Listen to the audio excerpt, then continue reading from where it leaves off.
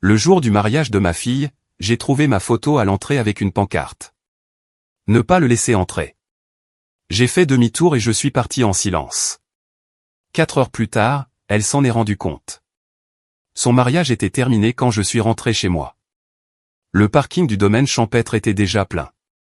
Des voitures élégantes étaient alignées en rangées impeccables sous les tilleuls. Je me suis garé et je suis sorti en ajustant ma cravate. Mon cœur battait comme celui d'un écolier avant un examen. Le jour pour lequel nous nous étions préparés pendant des mois était enfin arrivé. Oh, regarde qui est là.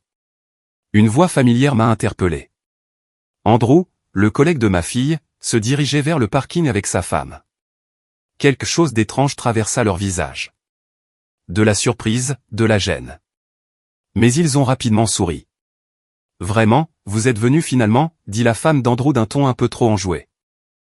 Je pensais qu'Emma avait dit que vous ne vous sentiez pas bien. Ne pas me sentir bien, ai-je ri. C'est le jour du mariage de ma fille. Je ne manquerais ça pour rien au monde. Ils se sont regardés à nouveau, plus longuement cette fois. Le trac du père de la mariée, demanda Andrew, changeant clairement de sujet. Absolument terrifié, ai-je admis avec un sourire nerveux, passant la main dans mes cheveux. 4 650 € rien que pour les fleurs, et j'ai toujours peur de trébucher en la conduisant à l'hôtel. Ah, oui, les fleurs, murmura sa femme. Eh bien, vous êtes superbe. J'ai aperçu ma belle-sœur près de l'entrée, élégante dans sa robe bleu marine, consultant son téléphone. Quand elle a levé les yeux et m'a vu, son expression se figea un bref instant avant de me faire un signe de la main. Quelque chose clochait, mais le stress des mariages rend tout le monde bizarre, n'est-ce pas? Je ferais mieux d'y aller, ai-je dit à Andrew. Je dois vérifier que l'orchestre est bien installé. Vous savez comment sont les musiciens? Bien sûr. On se voit à l'intérieur, a-t-il acquiescé rapidement. Je me suis dirigé vers l'entrée principale, passant en revue ma liste de contrôle mental. Les fleurs, c'est fait. L'orchestre, j'espère que c'est fait.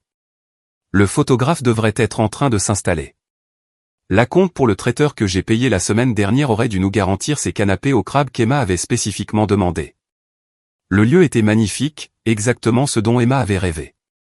Des drapés blancs partout, des guirlandes lumineuses dans les chênes centenaires, une piste de danse qui a coûté plus cher que ma première voiture. Chaque détail parfait, chaque dépense justifiée. C'était le jour de ma petite fille. L'agent de sécurité s'est avancé alors que j'approchais de la porte de la zone de cérémonie. Excusez-moi, monsieur. Puis-je voir votre invitation? Invitation, ai-je répété, sortant mon téléphone pour lui montrer la conversation de groupe de la famille avec tous les détails du mariage. Je suis le père de la mariée. L'expression de l'agent n'a pas changé. Professionnel, courtois, imperturbable. Je suis désolé, monsieur, mais j'ai besoin de voir une invitation physique. Ce sont mes instructions. Un rire m'a échappé. C'était sûrement un malentendu. Écoutez, c'est moi qui ai tout payé. Le lieu, les fleurs, l'orchestre, tout ça. Ce doit être une erreur. Monsieur, si vous pouviez m'accompagner un instant. Le deuxième agent a indiqué une table près de l'entrée où se trouvait un classeur ouvert. Et c'est là que je l'ai vu. Mon propre visage me fixant depuis une photo imprimée, attachée avec un trombone à ce qui semblait être une liste d'invités. En dessous, en lettres claires, ne pas autoriser l'entrée sous aucun prétexte. Le monde est devenu très silencieux. Le murmure des invités qui arrivaient, le son lointain du quatuor à cordes qui s'accordait, le bruissement des feuilles au-dessus de moi. Tout s'est éteint dans un bourdonnement sourd. Ce doit être une erreur, ai-je dit. Mais même en le prononçant, je savais que ce n'en était pas une. La photo était récente, prise au barbecue familial du mois dernier. Quelqu'un avait planifié cela. Je suis désolé, monsieur, mais ce sont nos ordres de la part de la famille de la mariée. Mes mains étaient étonnamment stables lorsque j'ai sorti mon téléphone et composé le numéro d'Emma. Une sonnerie, de papa. Sa voix était hachée, distante. Le chaos du jour du mariage.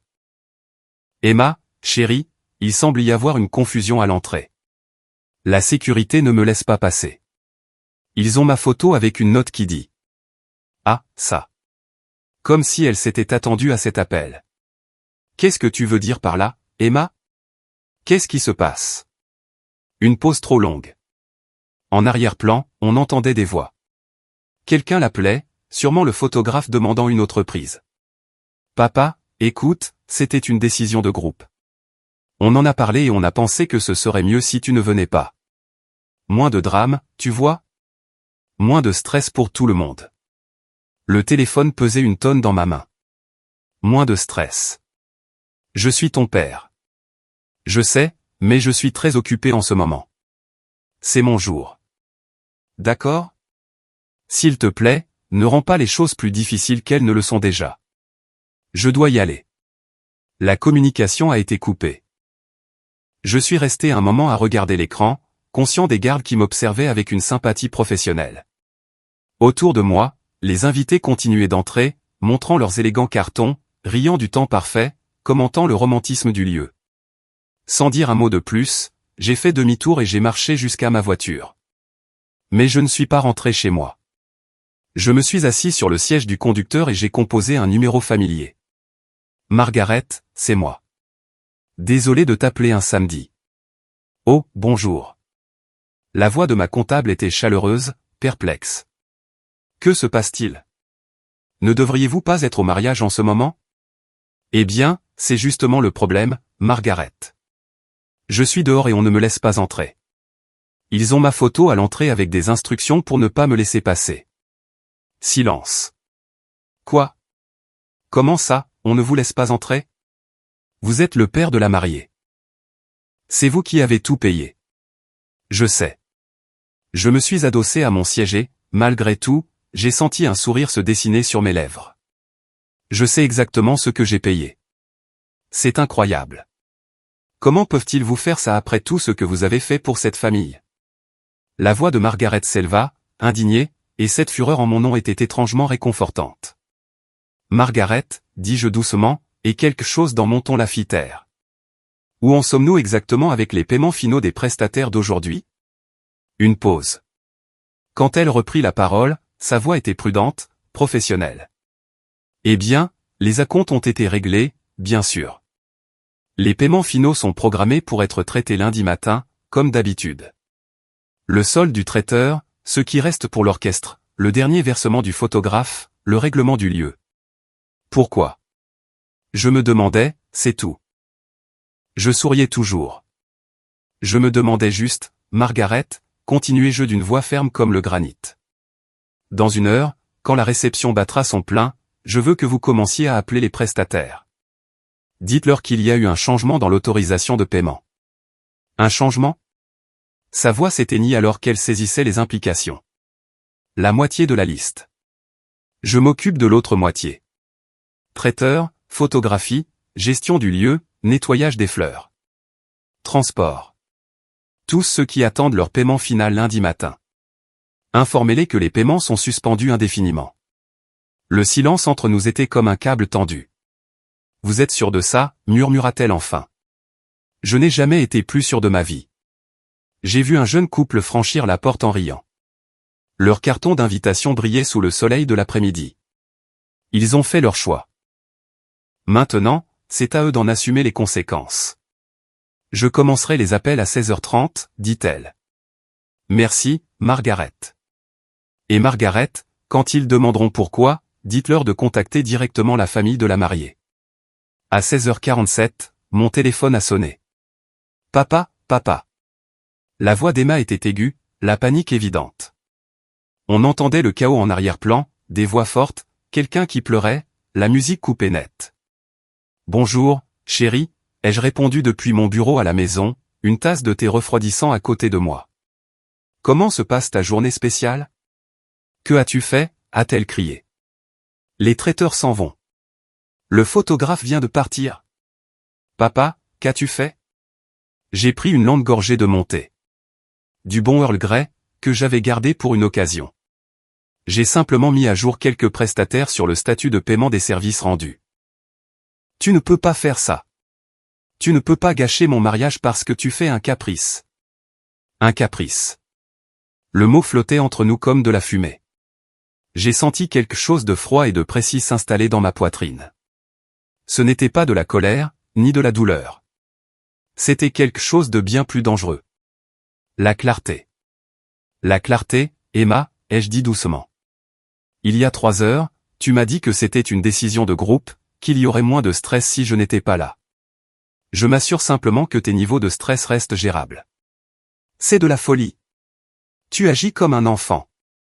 Tout le monde nous regarde. Les gens s'en vont.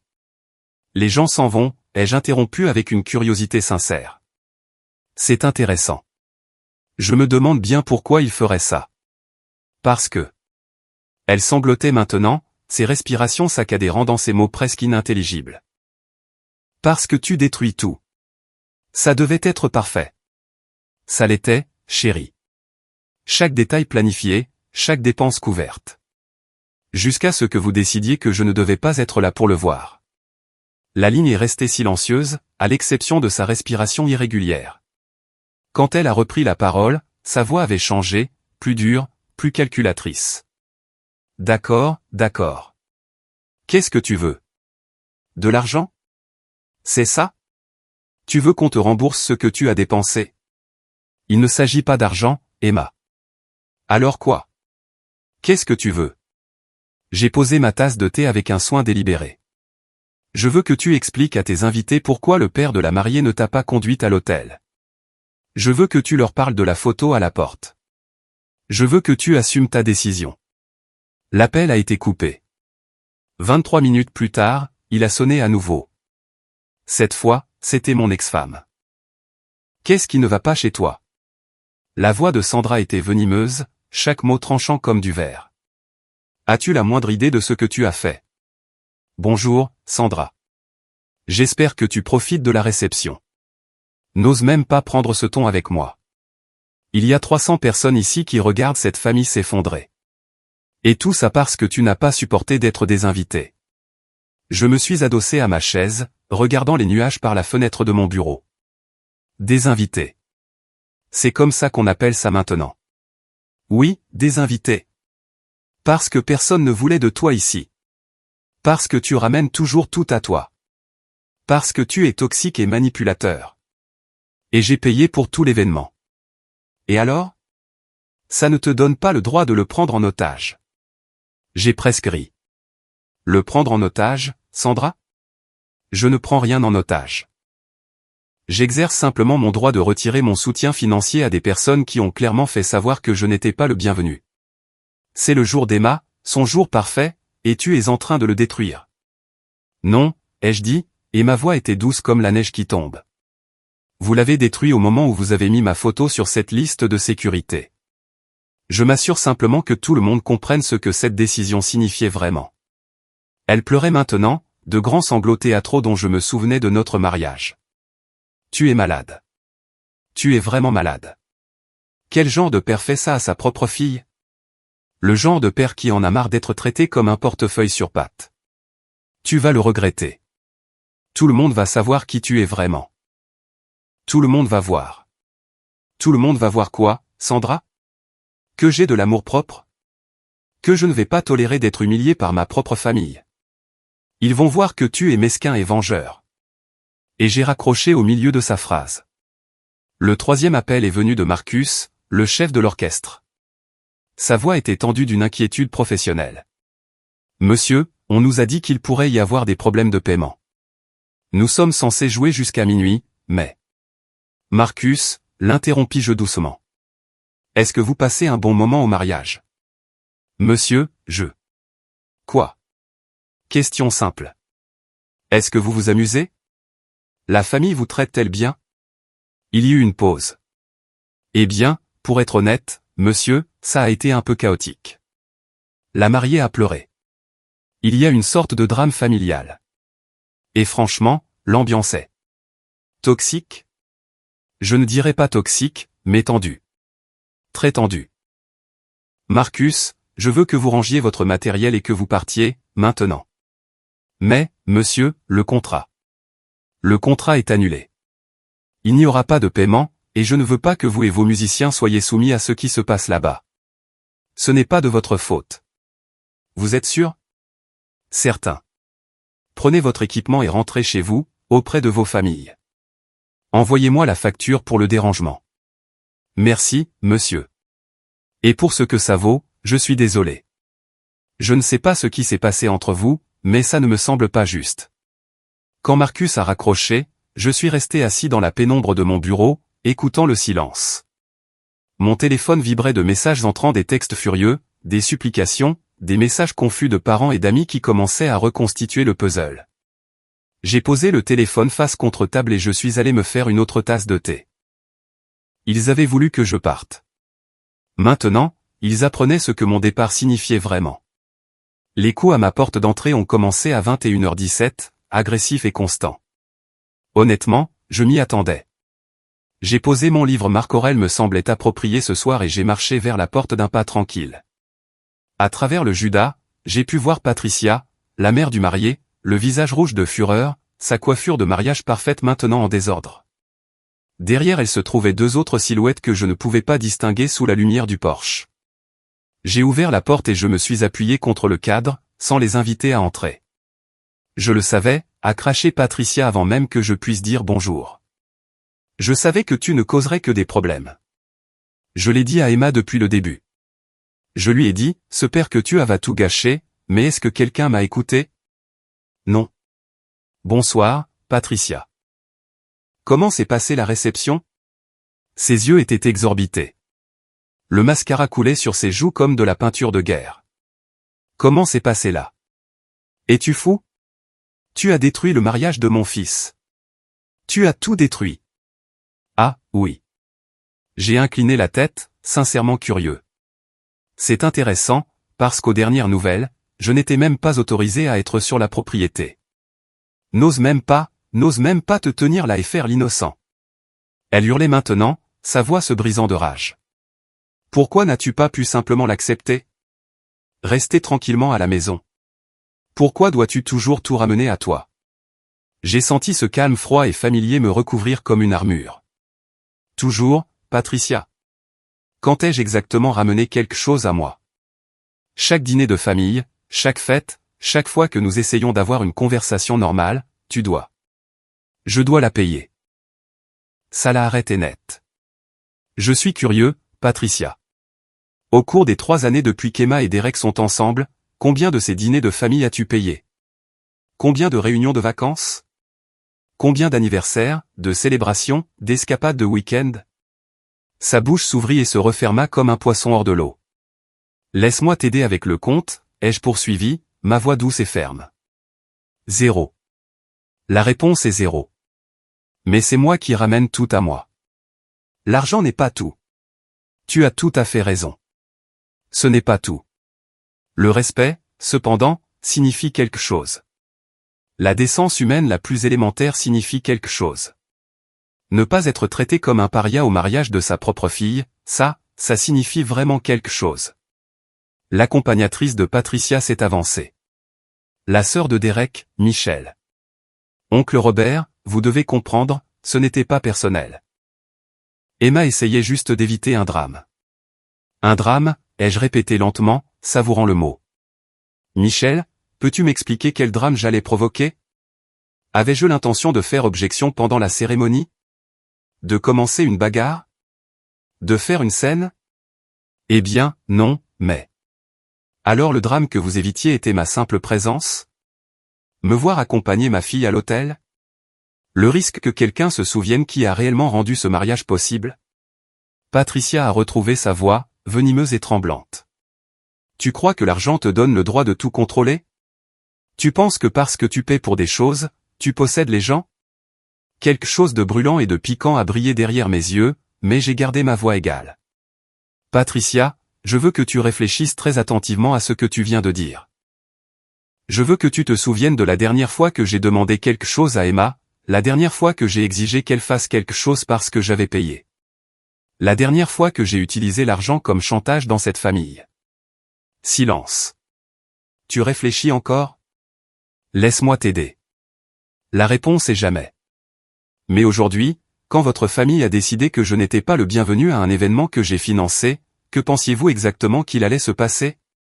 Vous imaginiez que j'allais sourire et continuer à payer? Que j'enverrais mes salutations avec un chèque? Tu détruis leur vie. A crié Patricia. Ils reçoivent des appels de créanciers. Le lieu menace de poursuivre en justice. Tu les ruines. Je ne ruine personne, ai-je dit doucement. Je ne permets simplement plus qu'on m'utilise comme paillasson. Il y a une différence. Michel pleurait maintenant. Des larmes silencieuses qui la faisaient paraître plus jeune. Mais il t'aime. Emma t'aime. Elle avait juste peur. Peur de quoi? Peur que tu sois déçu, que tu juges leur décision, que tu essaies de prendre le contrôle, comme toujours. Elle s'est arrêtée, mais trop tard. Comme toujours? Quoi, Michel? Rien, je ne voulais pas, non, finis ta phrase. Comme toujours, je prends le contrôle. Est-ce que c'était ça, payer tes frais de scolarité? Prendre le contrôle? Et quand j'ai co-signé le prêt auto de Derek quand aucune banque ne voulait de lui? C'était prendre le contrôle? Et quand je leur ai donné la compte pour leur maison, c'était aussi prendre le contrôle? Le porche est devenu silencieux, à l'exception de la respiration saccadée de Patricia. Tu veux savoir à quoi ressemble prendre le contrôle, ai-je poursuivi. Prendre le contrôle, c'est décider qui peut et ne peut pas assister à un mariage sans consulter la personne qui l'a rendu financièrement possible. Prendre le contrôle, c'est mettre la photo de quelqu'un sur une liste noire de sécurité. Prendre le contrôle, c'est s'attendre à une générosité continue de la part de quelqu'un que vous venez d'humilier publiquement. J'ai reculé et j'ai commencé à fermer la porte. Attends. Patricia s'était lancée en avant. Attends, s'il te plaît. On peut arranger ça. On peut négocier quelque chose. Ne laisse pas l'orgueil détruire cette famille. Je me suis arrêté, la regardant à travers l'entrebâillement de la porte. Patricia, mon orgueil n'est pas ce qui détruit cette famille. Mon orgueil est la seule chose qu'il me reste. La porte s'est refermée avec un clic définitif. Le dimanche matin, je me suis réveillé avec 17 appels manqués et 43 messages non lus. Mais c'est la notification Facebook qui m'a fait attraper mon café en premier. Emma avait publié à 7h47, j'ai le cœur brisé de partager que ce qui aurait dû être le plus beau jour de ma vie a été détruit par quelqu'un qui était censé m'aimer et me soutenir. Quand on ne supporte pas de ne pas être le centre de l'attention pendant une journée, quand on est prêt à saboter le mariage de sa propre fille par dépit. Je n'ai pas de mots. Les prestataires sont partis, la réception s'est terminée tôt, et tout ça parce qu'une personne n'a pas pu supporter qu'on lui demande de respecter des limites. Je suis dévasté, mais je suis aussi libre. Libre de la manipulation, libre du chantage émotionnel, libre de l'amour conditionnel. À tous ceux qui sont restés et nous ont aidés à sauver ce que nous pouvions de la soirée, merci. Vous m'avez montré ce qu'est une vraie famille. La publication avait 247 j'aime et 89 commentaires. Je les ai parcourus en buvant mon café, regardant le récit prendre forme en temps réel. Oh mon Dieu, Emma, je suis tellement désolé. Certaines personnes sont tout simplement toxiques. Tu es mieux sans cette négativité dans ta vie. Quel genre de père fait ça à sa propre fille? Prière pour toi, ma chérie. Les narcissiques ne supportent pas de ne pas être le centre de l'attention. Mais plus bas dans les commentaires, attends, ton père n'a pas payé pour tout le mariage? Pourquoi n'était-il pas invité? Ça n'a aucun sens. S'il était si terrible, pourquoi as-tu accepté son argent? Il y a définitivement plus à cette histoire. Et de ma sœur, Claire, Dieu la bénisse, Emma, je t'aime, mais ce n'est pas toute la vérité. Ton père mérite mieux que ça. J'ai posé le téléphone et je me suis préparé un bon petit déjeuner. Des œufs bénédicts, quelque chose que j'avais appris à faire pendant mon mariage et perfectionné pendant mon divorce. Pendant que je finissais la sauce hollandaise, j'ai pensé au récit, à la perception, aux histoires que nous nous racontons et à celles que les autres racontent sur nous. À midi, 3 autres membres de la famille avaient appelé, voulant entendre ma version de l'histoire. Dans l'après-midi, la publication Facebook avait 2 fois plus de commentaires, et le vent commençait à tourner. J'ai découvert que la vérité a une façon de faire surface. Elle a juste besoin de patience. Et la patience, il s'avère, est quelque chose que j'ai eu beaucoup d'occasions de pratiquer. Mardi matin, c'était devenu une tendance sur le Twitter local.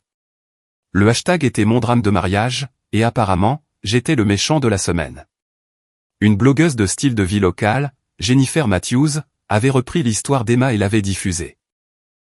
Son article, Quand l'amour familial vient avec des conditions, le jour de mariage déchirant d'une mariée, était devenu viral dans notre petite ville. La section des commentaires était un champ de bataille. Ce père est clairement un narcissique qui a ruiné le mariage de sa propre fille. Imaginez vous sentir si en droit de penser que payer pour quelque chose signifie que vous possédez les gens. Emma est si courageuse de partager ça. L'abus financier est réel. J'espère qu'elle le coupera complètement de sa vie. Les parents toxiques ne changent pas, j'ai tout lu, en sirotant mon café du matin, en prenant des notes. Le récit se cristallisait exactement comme je l'avais prévu. Emma était la victime, j'étais le monstre, et tout le monde avait une opinion. Mais au milieu des commentaires, il y avait des questions, petites mais persistantes. S'il était si terrible, pourquoi l'a-t-elle laissé tout payer? Quelque chose ne colle pas ici. Mon père a payé pour mon mariage et il avait la place d'honneur.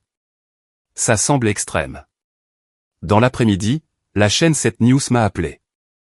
Apparemment, un drame de mariage local devient viral, était assez digne d'intérêt pour le journal de 17h.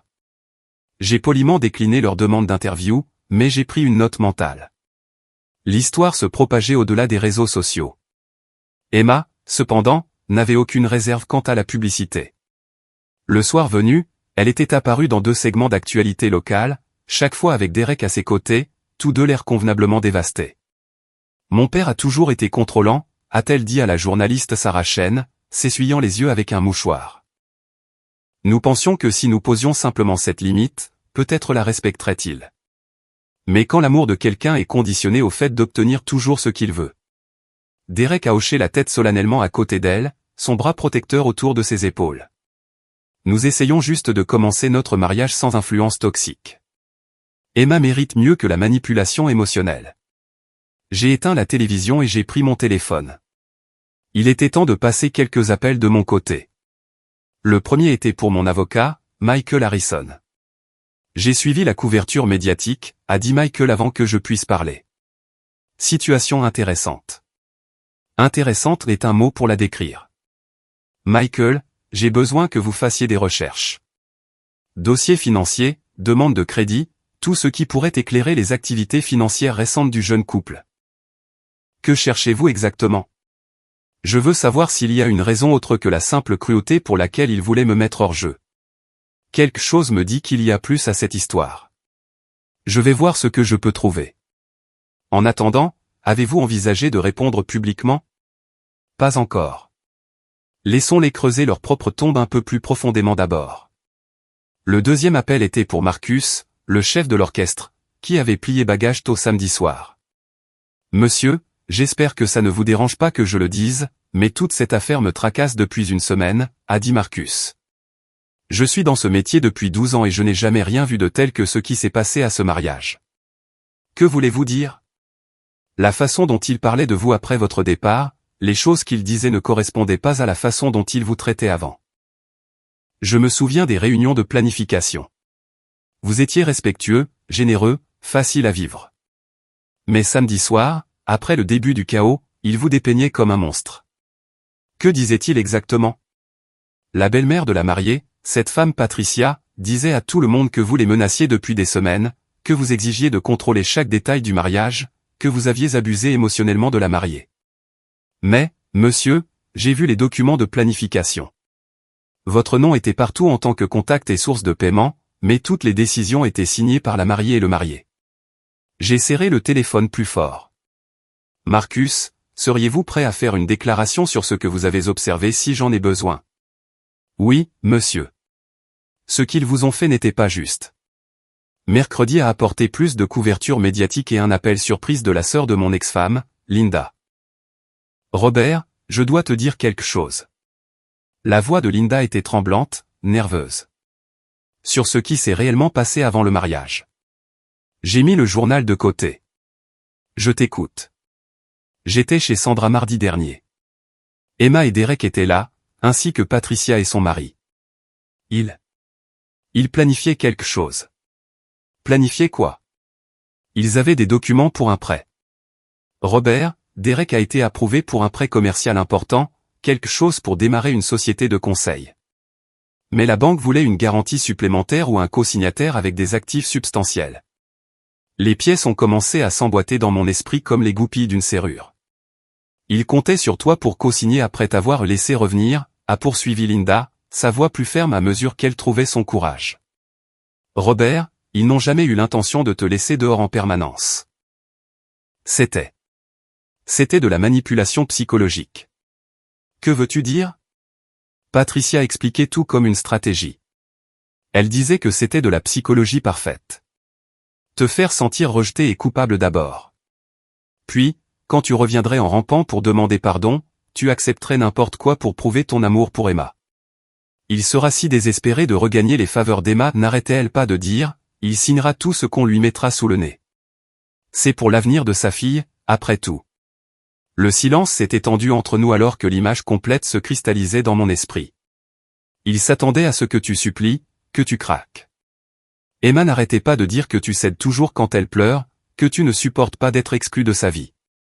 Il pensait que quelques jours d'appel et de supplication suffiraient. Ensuite, Derek convaincrait généreusement Emma de te pardonner. Et tu serais si reconnaissant de revenir dans la famille que signer pour le prêt semblerait un petit prix à payer. Et le plan de secours, la procuration, c'était juste au cas où tu ne craquerais pas assez vite. Patricia a dit qu'il te donnerait un maximum de 2 semaines avant de passer à des mesures d'intervention plus sérieuses.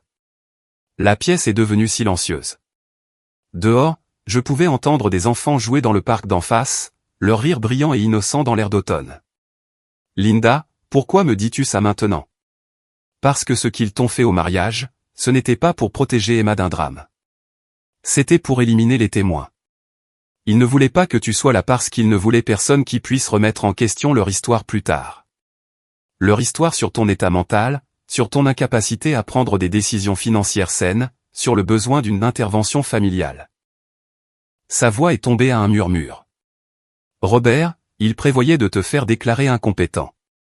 Ce soir-là, je me suis assis devant mon ordinateur et j'ai ouvert un nouveau document. Si Emma voulait contrôler le récit, il était temps qu'elle apprenne ce qu'est une vraie histoire. J'ai commencé à écrire une lettre ouverte à ma communauté. Mon nom est Robert Henderson, et je suis le père qui a ruiné le mariage de sa fille. Vous avez entendu la version d'Emma, et vous avez tiré vos conclusions. Je ne vous en veux pas. Son histoire est convaincante, et elle la raconte bien. Mais il y a des choses que vous n'avez pas entendues, des documents que vous n'avez pas vus, et des questions qui méritent des réponses. Premièrement, permettez-moi de partager quelques faits. Au cours des 3 dernières années, j'ai contribué pour environ 158 100 € au style de vie de ma fille et de mon gendre. Cela inclut non seulement les 40 000 € pour le mariage, mais aussi la compte sur leur maison, 32 500 €, la co-signature du prêt auto de Derek, 26 000 €, les paiements du prêt étudiant d'Emma, 9 300 €, et de nombreux prêts plus petits qui n'ont jamais été remboursés. Je ne mentionne pas ces chiffres pour les embarrasser, mais pour établir un contexte. Ce n'était pas le comportement d'un père contrôlant et manipulateur. C'était de l'amour généreux, peut-être naïf, mais indubitablement de l'amour. Ensuite, j'ai raconté le samedi 14 octobre de mon point de vue. J'ai écrit pendant 3 heures, détaillant tout avec une précision chirurgicale, la photo à l'entrée, les appels aux prestataires, les véritables raisons derrière leur décision de m'exclure, et enfin, ce que Linda m'avait dit sur les prêts et le plan de procuration. Quand j'ai eu fini, je l'ai relu 2 fois, vérifiant les faits, modérant mes émotions, m'assurant que chaque mot était défendable. Puis je l'ai publié sur Facebook, j'ai envoyé des copies aux médias locaux, et je l'ai envoyé directement à Jennifer Matthews, la blogueuse qui avait lancé tout ce cirque médiatique. Le lendemain matin, le hashtag Mon drame de mariage avait pris un ton très différent. La vérité, comme je l'avais appris il y a longtemps, ne gagne pas toujours immédiatement, mais elle a tendance à faire surface si l'on a la patience d'attendre. Le studio de la chaîne s'était été plus petit que je l'imaginais, mais les caméras donnaient l'impression que tout était amplifié, plus significatif. Sarah Chen, la même journaliste qui avait interviewé Emma plus tôt dans la semaine, s'est assise en face de moi avec une pile de documents sur la table entre nous. Monsieur Henderson, merci d'avoir accepté de nous parler. L'histoire de votre fille a résonné auprès de milliers de personnes sur les réseaux sociaux. Que voulez-vous que nos téléspectateurs sachent? J'ai mis la main dans le dossier à côté de ma chaise et j'ai sorti le premier relevé bancaire. Je veux qu'ils sachent la vérité, Sarah. Et j'ai apporté des preuves. La caméra a zoomé alors que je posais les documents avec une précision méticuleuse. Chacun était surligné, classé, organisé comme des pièces à conviction dans une salle d'audience, ce qui, d'une certaine manière, était le cas. Ceci est un virement bancaire de 2800 € au Millbrook Country Club pour le lieu et le service de traiteur du mariage. Date, 15 septembre. Je l'ai laissé sur la table et j'ai pris le suivant.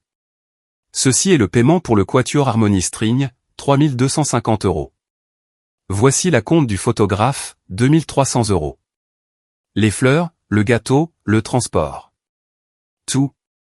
Sarah s'est penchée en avant, étudiant les documents. Et votre fille vous a autorisé à effectuer ces paiements?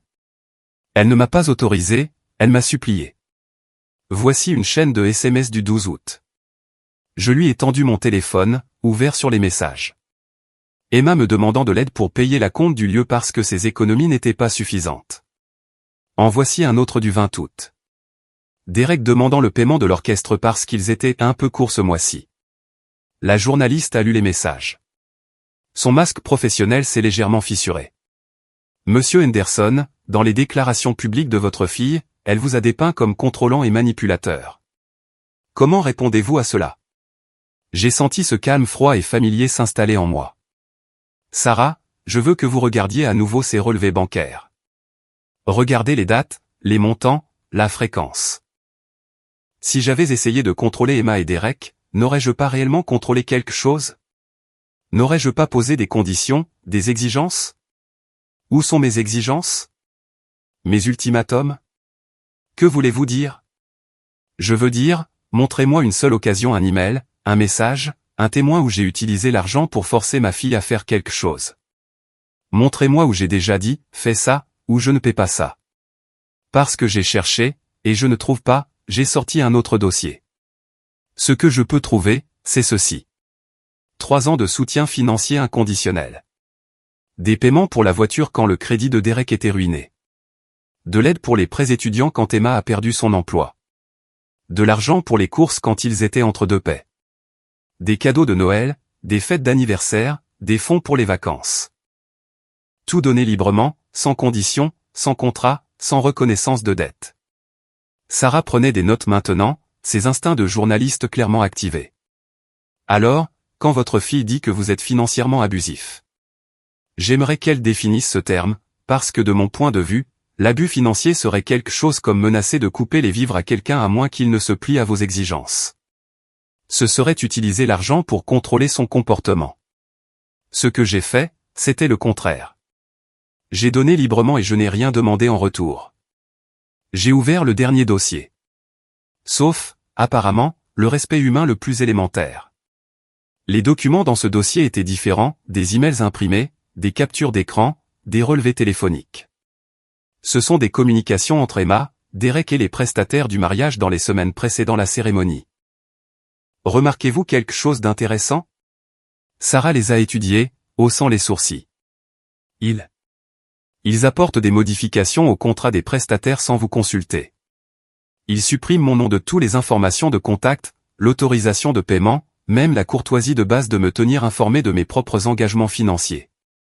J'ai montré une section surlignée. Ici, Derek dit au photographe de ne pas s'inquiéter d'obtenir l'approbation du père d'Emma pour la liste de photos, parce que je ne suis plus vraiment impliqué dans la planification. Mais vous payez toujours pour tout. Chaque centime.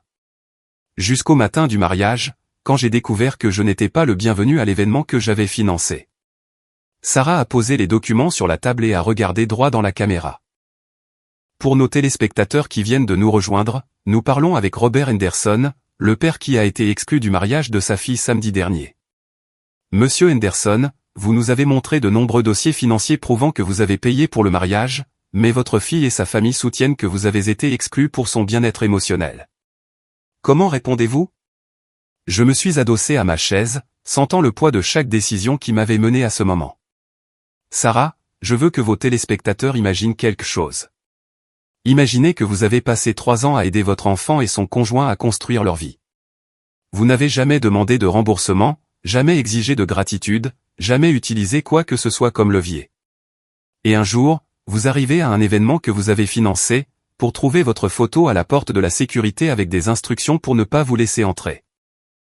Ma voix est restée stable, mais je sentais que la caméra captait quelque chose dans mes yeux. Ce n'était pas de la colère, ni de la douleur. C'était quelque chose de bien plus dangereux. De la résolution. Qu'est-ce que cela vous dirait sur la façon dont ces personnes vous voient vraiment? Pas comme une famille, pas même comme un être humain méritant la courtoisie la plus élémentaire, mais comme... Quoi? Un portefeuille? Une ressource à utiliser et à jeter? Et quand j'ai découvert cela, j'ai pris une décision simple. Si je ne suis pas le bienvenu à la fête, je n'ai pas besoin de payer pour la fête.